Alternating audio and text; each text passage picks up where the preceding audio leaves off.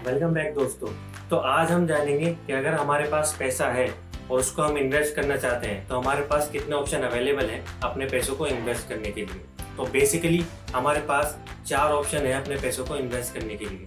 सबसे पहला ऑप्शन हमारे पास है इक्विटी यानी कि शेयर बाजार। दूसरा ऑप्शन हमारे पास है गोल्ड यानी कि सोना। और तीसरा ऑप्शन हमारे पास है सिल्वर यानी कि चांदी। और चौथा ऑप्शन हमारे पास है एफडी, जिसको हम फिक्स डिपॉजिट के नाम से भी जानते हैं। तो एक एक करके हम ये समझते हैं कि कौन सी इन्वेस्टमेंट सबसे ज़्यादा अच्छी है और कौन सी इन्वेस्टमेंट ने पिछले 10 सालों में कितना रिटर्न ला कर दिया है। तो सबसे पहले अगर हम इक्विटी की बात करें तो इक्विटी ने पिछले 10 सालों में 130% का रिटर्न ला कर दिया है।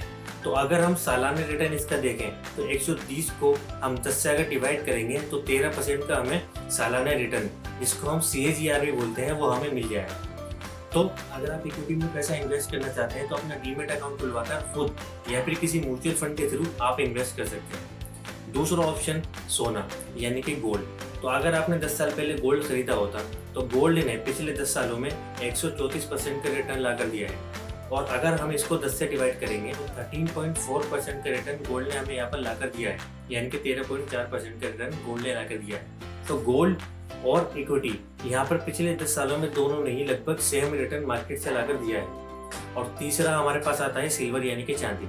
सिल्वर ने कुछ ज़्यादा खास पिछले 10 सालों में परफॉर्म नहीं किया है। सिल्वर ने 73% का रिटर्न टोटल लाकर दिया है।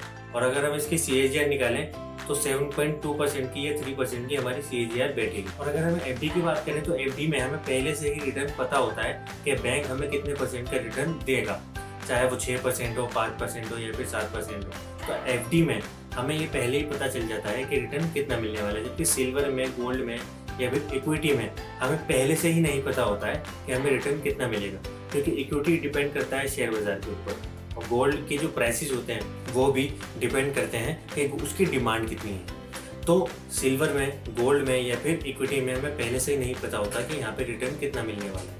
जबकि FD में हमें ये पता होता है कि हमें 6% का, 5% का, 4% का कितना रिटर्न बैंक हमें देने वाला है। तो इन्वेस्टमेंट करने के लिए बेसिकली आपके पास ये चारों ऑप्शन अवेलेबल हैं। तो अगर आपको अपना पैसा इन्वेस्ट करना हो तो आप इन चारों ऑप्शन में से किसी भी ऑप्शन में इन्वेस्ट कर सकते हैं। सबसे बेटर ऑप्शन जो आपके लिए रहेगा वो गोल्ड या फिर इक्विटी रहेगा, क्योंकि गोल्ड और इक्विटी हमेशा अच्छे रिटर्न मार्केट से लाकर देते हैं। तो इन चारों ऑप्शंस का जो रिस्क है वो अपनी जगह है और जो रिटर्न है वो अपनी जगह है। कुछ लोग ये कहते हैं कि शेयर बाजार हमें रिस्की लगता है, इसलिए हम वहाँ पर पैसा इन्वेस्ट नहीं करेंगे, हम बैंक में FD कराएंगे, क्योंकि बैंक में बिल्कुल भी रिस्क नहीं है और बैंक हमें फिक्स 6% का, 7% का या फिर 5% का हमें इंटरेस्ट दे देगा। जबकि कुछ लोग कहते हैं कि थोड़ा सा रिस्क सही है, मगर स्टॉक मार्केट में हमें जो रिटर्न है वो भी ज़्यादा मिल जाएगा, 12%, 15% का मिल जाएगा।